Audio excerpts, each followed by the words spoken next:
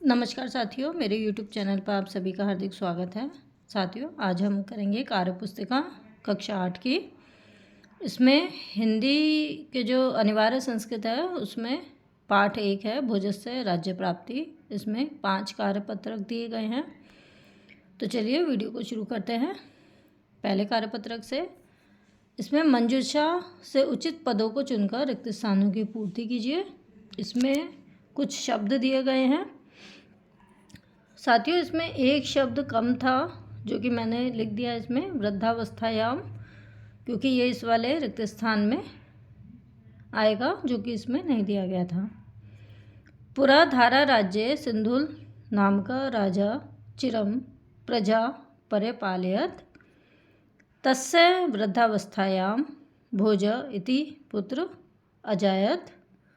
स यदा 5 वर्षीय आसीत् तदा तस्य पिता आत्मनः जरां ज्ञात्वा अनुजं महाबलं मुञ्जम् अवदत्, त्वं मम पुत्रं भोजं परिपालय अपि च यावत् असौ राज्यभारं वोढुम् अक्षमः तावत् त्वमेव राज्यं कुरु।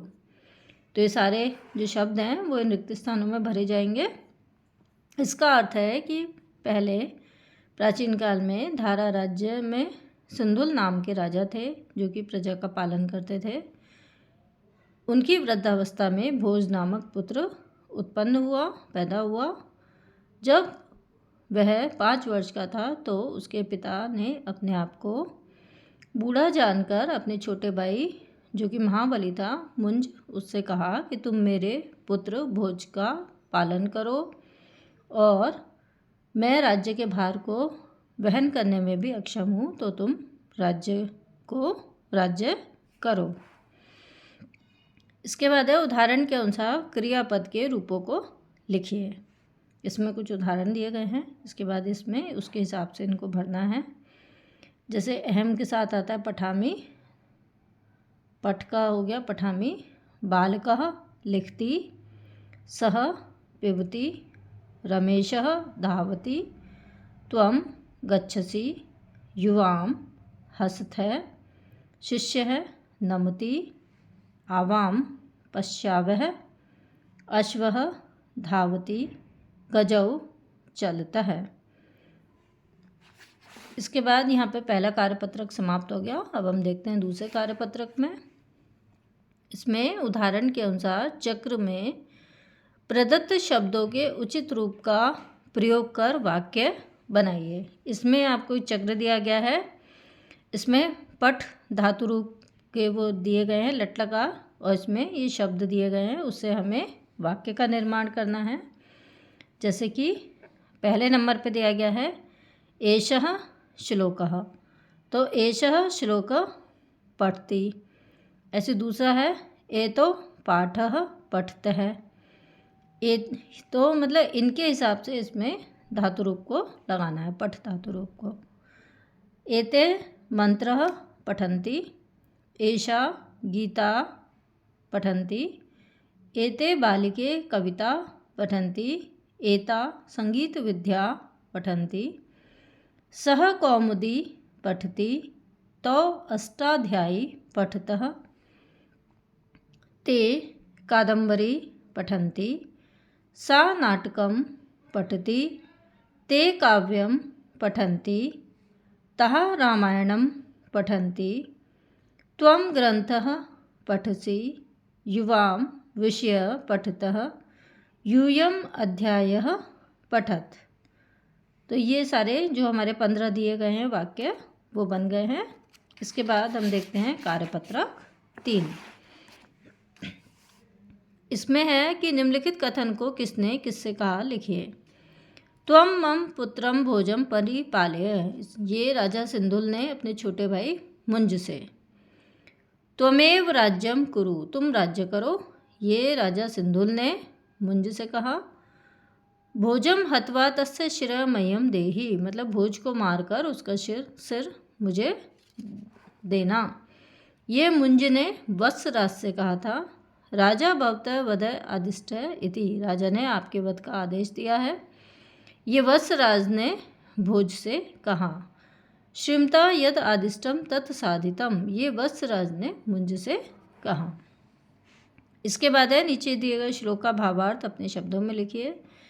ये जो श्लोक है ये पाठ में दिया गया है। मानधाता च महीपति कृत युगल अलंकार भूतो गतः सेतुर्येन महोदधो चिर्चितः क्वासो दशस्यांतकः अन्ये चापि युधिष्ठिर प्रवर्तयो याता दिवं भूपते नैके नापि समम गता वसुमती नूनम तव्या यास्यति।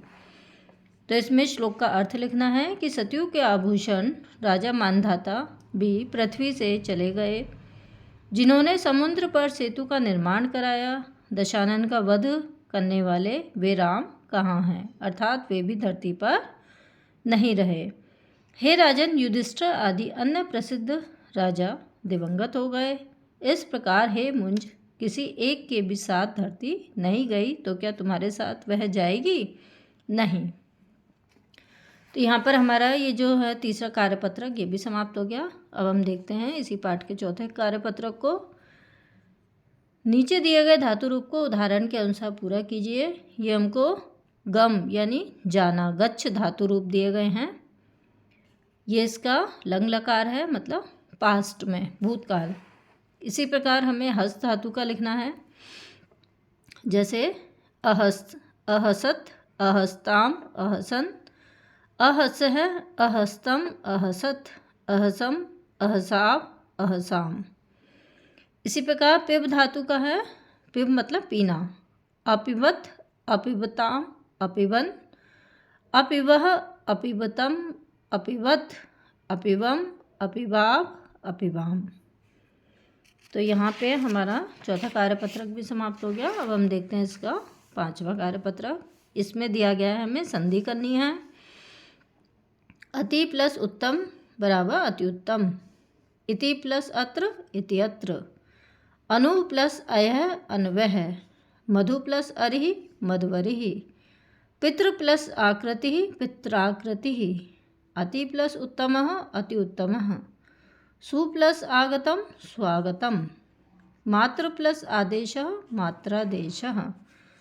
इसके बाद है नीचे दिए गए शब्दों का संधि विच्छेद करना है। जैसे मात्राज्ञा दिया गया है तो मात्र प्लस आज्ञा, इत्यादि इति प्लस आदि, प्रत्युत्तरः प्रति प्लस उत्तरः, अन्वेषणः अनु प्लस एषणः, अन्वयः अनु प्लस अयः, गुर्वादेशः गुरु प्लस आदेशः, इत्यलम इति प्लस अलम। तो साथियों, यहाँ पर हमारे इस पाठ की जो कार्यपत्रक हैं पांचों वो समाप्त हो गए हैं। वीडियो को अंत तक देखने के लिए धन्यवाद। मिलते हैं अगली वीडियो में एक नए पाठ के कार्यपत्रक के साथ। तो साथियों, तब तक सभी को नमस्कार।